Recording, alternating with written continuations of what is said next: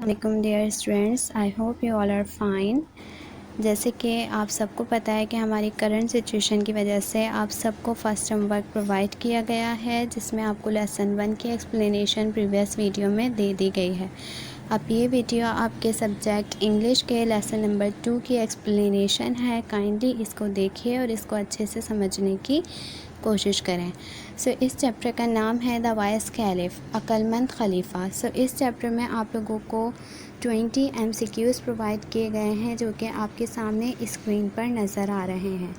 आपको ये सब काम PDF फाइल में प्रोवाइड किया गया है, जहां से आप इजीली इसको ओपन करके कर सकते हैं। समझने के लिए आपको ये वीडियो दी जा रही है। इसके अलावा आपको इस चैप्टर में क्वेश्चन आंसर दिए गए हैं 12 एंड इस चैप्टर की समरी। अब यहाँ हम अपनी एक्सप्लेनेशन स्टार्ट करते हैं कि आखिर इस चैप्टर में किस बारे में बात हुई है। इस चैप्टर का नाम है द वाइस कैलिफ, एक अक्लमंद खलीफा। इस चैप्टर की समरी की मदद से, समरी क्या होता है, आपके चैप्टर की समअप होता है, यानी आपके चैप्टर को छोटे से छोटा करके डिफ़ाइन कर दिया जाता है। यहाँ हम आपकी चैप्टर की समरी देखते हैं कि उसमें क्या है।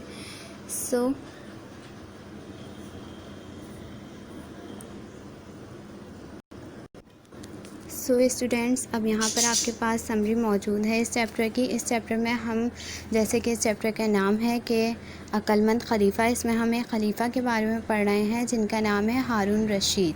समरी को देखते हैं। खलीफ Harun Rashid was famous for his justice and wisdom, यानी हम जिनके बारे में पढ़ रहे हैं हारून रशीद, वो जाने जाते थे, वो मशहूर थे अपनी अदल इंसाफ और अपनी जहानत की वजह से। Once a qazi brought a case before him which he could not settle, एक मरतबा एक काजी उनके पास एक केस लेकर आया जो वो ख़ुद सॉल्व नहीं कर पा रहा था।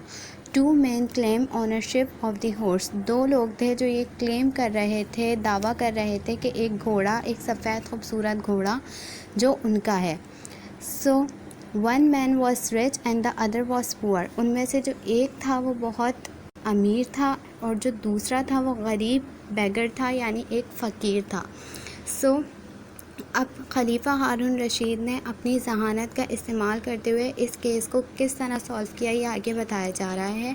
The caliph order both the man touch the horse 1 by 1, खलीफा ने दोनों शख्स से कहा कि अपने 1 by 1 वो हॉर्स को टच करें, क्योंकि वो दोनों ही दावा कर रहे थे कि वो घोड़ा उनका है, तो वो कैसे पता लगाएं कि क्या सच है क्या नहीं, जिसकी वजह से खलीफा ने ये हुक्म दिया दोनों को कि 1 by 1 वो हॉर्स को टच करें। When the beggar touch the horse it winces, जब फ़कीर ने घोड़े को टच किया तो वो झिरझिराया। As if it did not like his touching, जैसे कि उसे उसका छूना पसंद नहीं आया। On the touch of the rich man it neigh with pleasure, लेकिन अमीर आदमी के छूने पर वो खुशी से इन्हिनाया। The caliph declare that judgement that the horse belong to rich man, तो खलीफा ने ये दावा कर दिया कि ये जो घोड़ा है ये इस अमीर आदमी का है।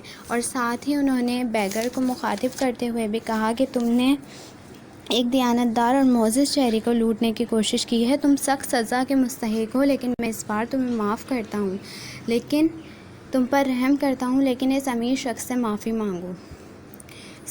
ही फॉरगेव द बैगर, उसने माफ़ी मांगी और जो अमीर शख्स था उसने उस फ़कीर को माफ़ कर दिया। साथ ही उसने अपना बटुआ निकाला और उसे मुट्ठी भर अशरफियाँ भी दी। अमीर आदमी के इस शानदार फ़ेल ने दरबार में हर एक को खुश कर दिया। इस चैप्टर की समरी ये है। अब हम इसके क्वेश्चन आंसर पे आते हैं। इस चैप्टर में बेसिकली एक ये स्टोरी थी कि उन्होंने किस तरह अपनी अक्लमंदी और जहानत का इस्तेमाल करते हुए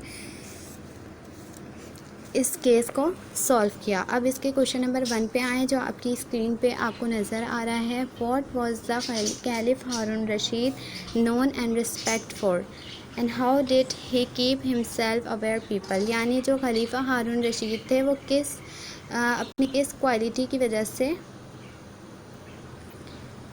जाने जाते थे और वो लोगों के दरमियान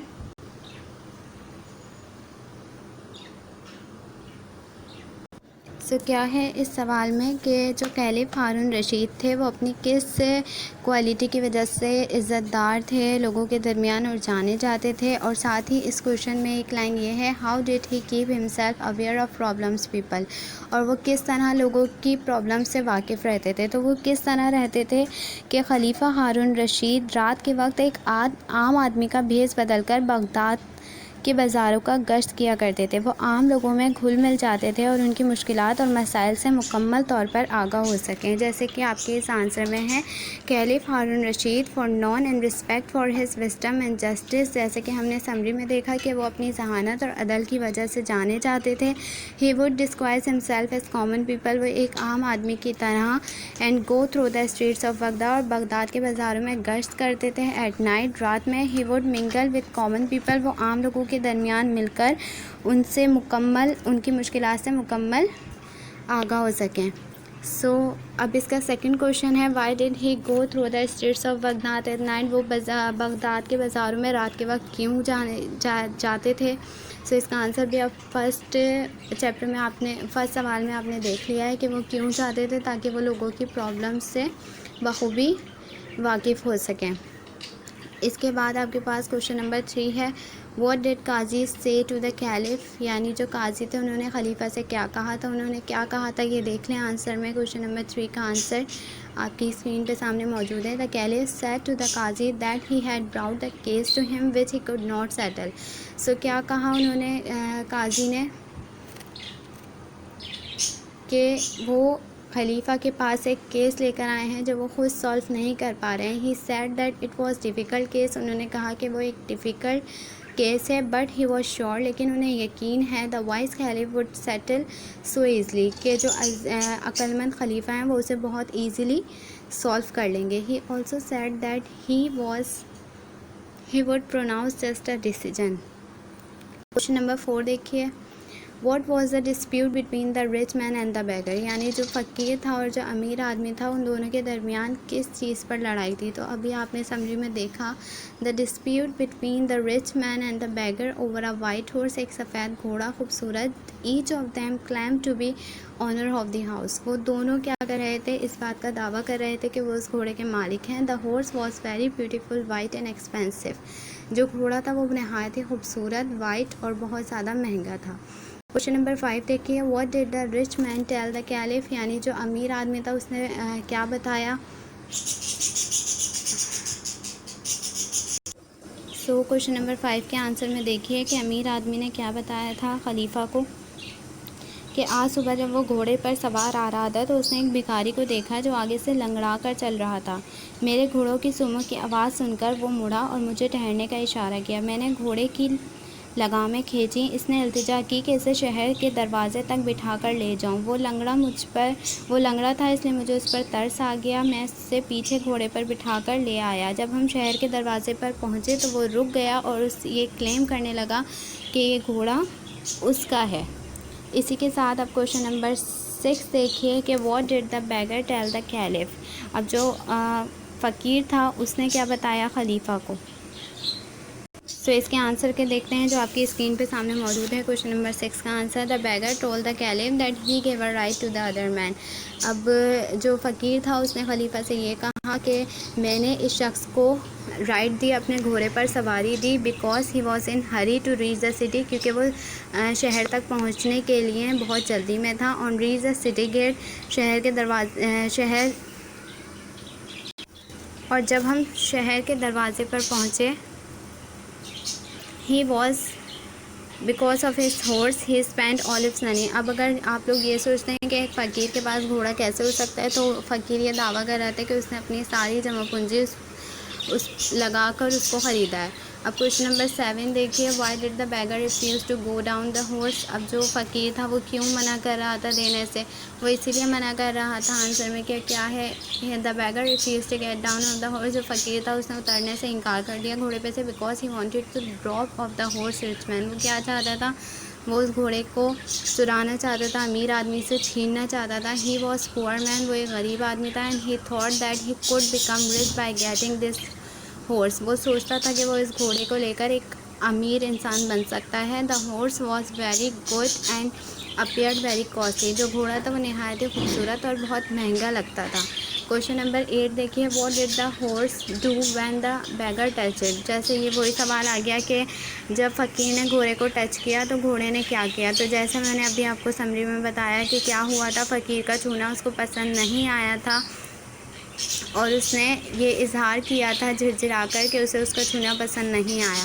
क्वेश्चन नंबर 9 है, how did the horse feel when the rich man touches. यानी जब अमीर आदमी ने घोड़े को टच किया तो उसने क्या फ़ील किया। तो क्या था, उसने अपनी खुशी का इजहार किस तरह किया था, हिनहिना कर।